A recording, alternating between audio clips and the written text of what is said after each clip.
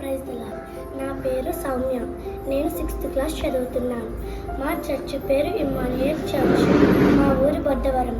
నేను ఇప్పుడు పాత నిబంధన 39 గ్రంథాలు చెబుతున్నాను.